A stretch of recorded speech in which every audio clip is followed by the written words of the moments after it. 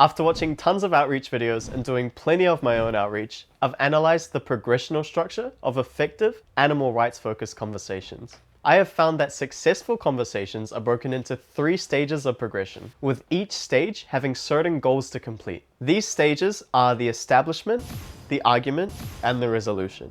This structure focuses on how to progress conversations, keeping them focused on a clear animal rights message and accountability. There are already so many videos talking about objection handling, but not as many telling you what to say in between. Because of this, as I have experienced myself, you become lost in what to say when the arguments have ceased, or how to progress or close out conversations that end up in loops. Understanding the goals of each stage of the conversation will help you understand how to use key questions and statements to progress a conversation through to each stage, instead of going off the top of your head and unnecessarily waffling in conversation. You may end up using different variations of the questions and statements that I recommend, which is fine as long as they achieve the goals outlined.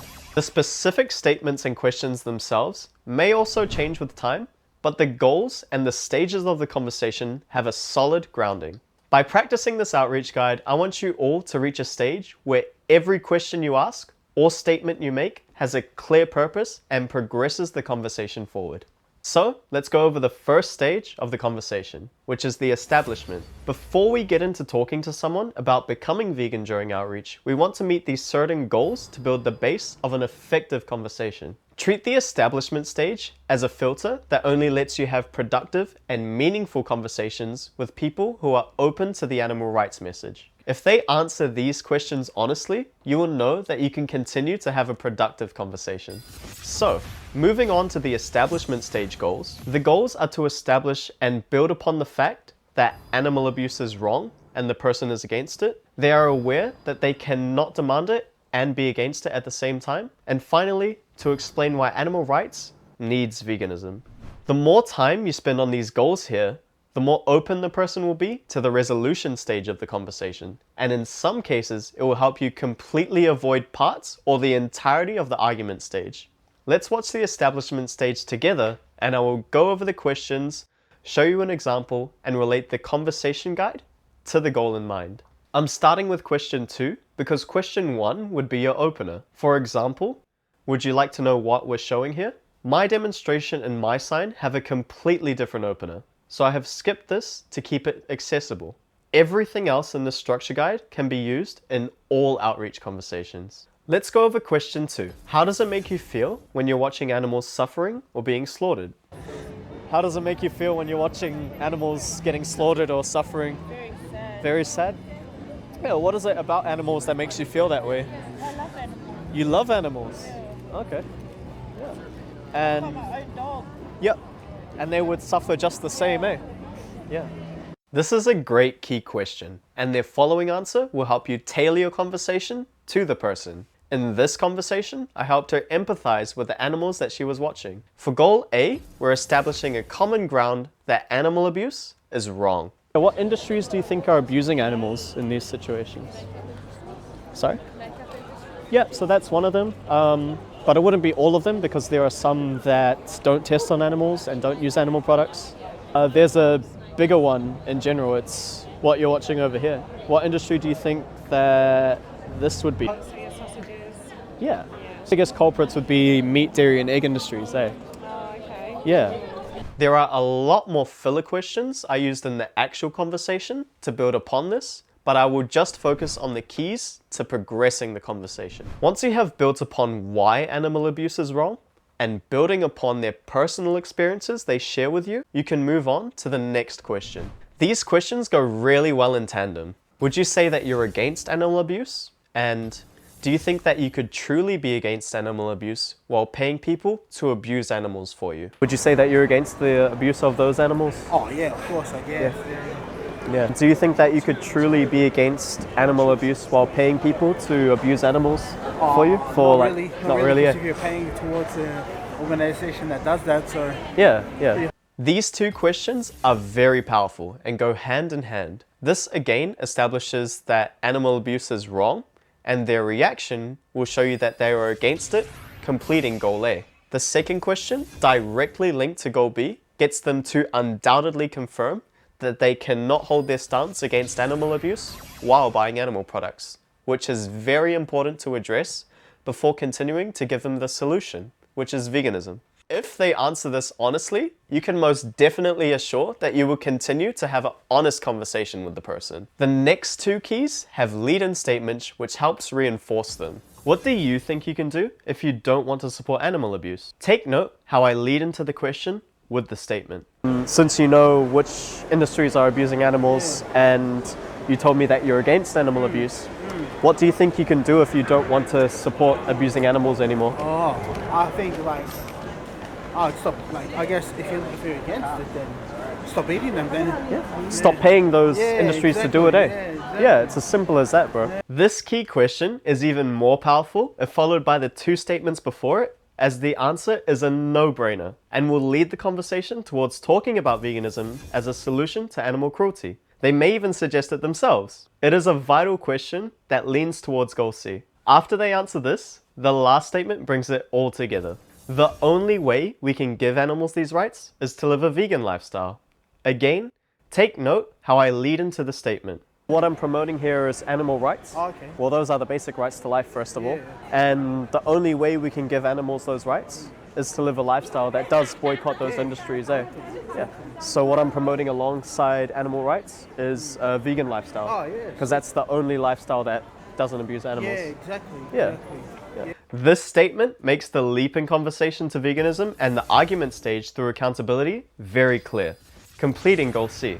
Mentioning veganism earlier on in the conversation takes attention away from the suffering of the animals and instead makes the person think on how veganism will impact their lifestyle instead of the impact it will have for the animals, making them very defensive early on. The more you build their stance against animal abuse, the clearer the statement will be to them. Following the statement immediately is the question which starts the argument stage of the conversation. The second stage of the conversation is the argument and will come after the question, what do you think is stopping you from living a lifestyle that does not abuse animals and going vegan? So what do you think is the biggest thing stopping you from living a lifestyle that doesn't abuse animals and adopting a vegan lifestyle?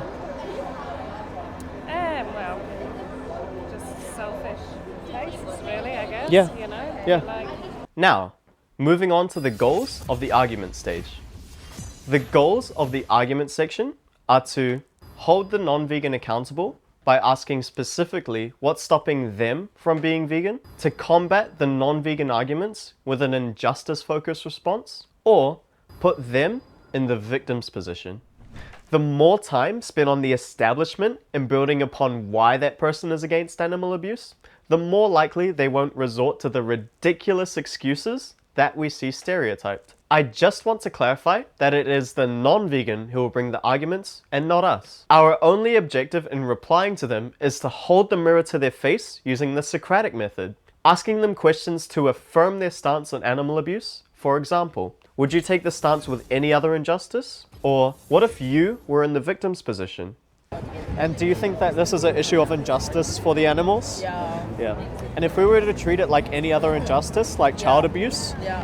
would you say that it's okay to abuse your child because it's convenient for you? Oh no. No, right? Yeah. Would you tell that person they need to stop no Yeah. matter how convenient they find it? Yeah. Yeah. And that's exactly how we should treat this injustice over here. Yeah. You don't like plants? You know, in that example how I said if you were that dog, you wouldn't want to be killed, right? Yeah. What if I told you, bro, you just taste so good? I don't like plants. Yeah. Yeah.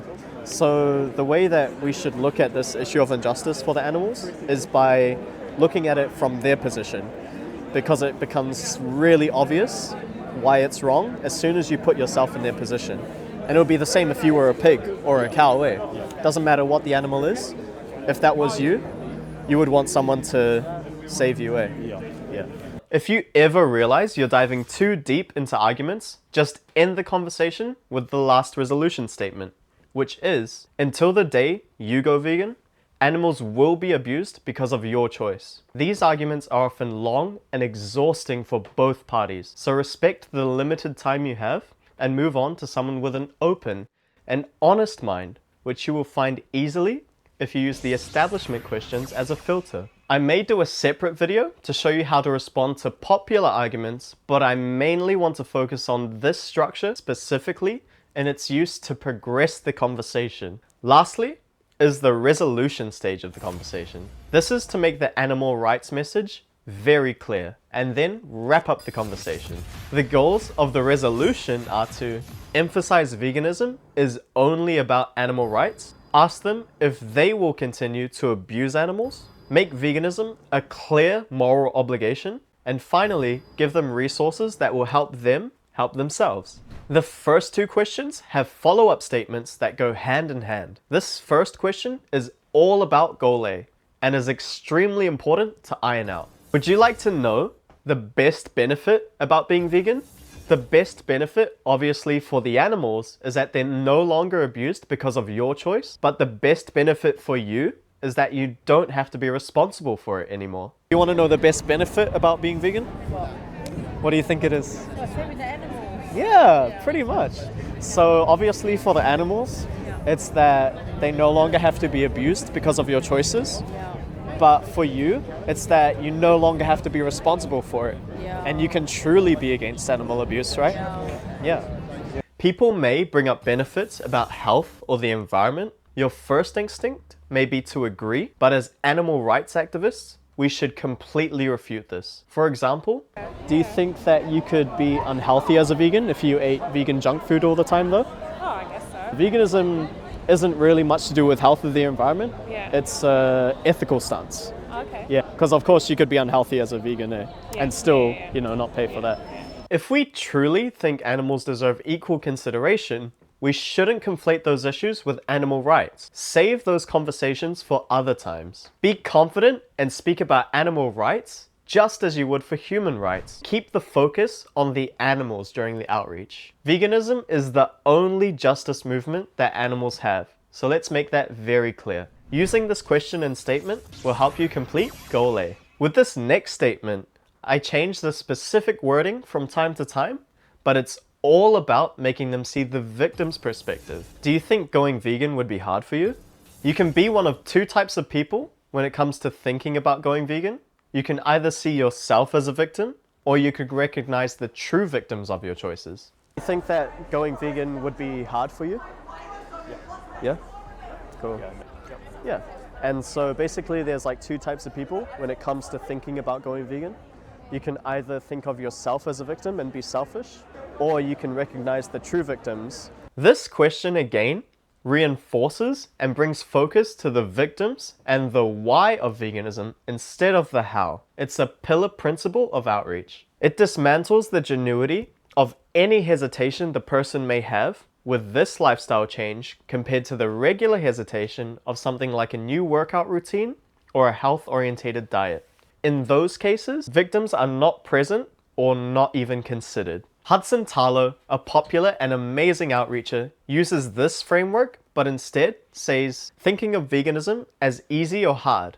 Both work for the same reason, but pick one just to keep it simple and memorable. This reinforces Goal A and will ease the conversation towards Goal B.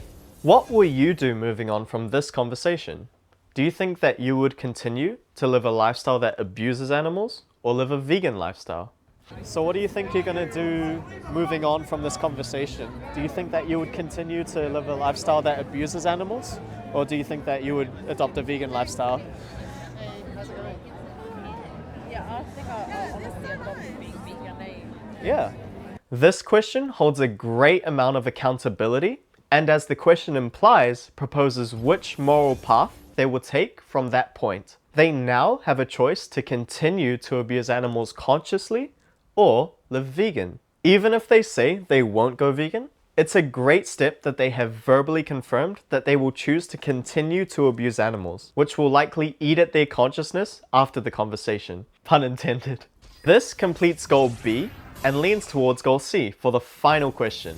I cannot stress this enough. The more investment you put into the establishment stages goals, the harder this question will hit them.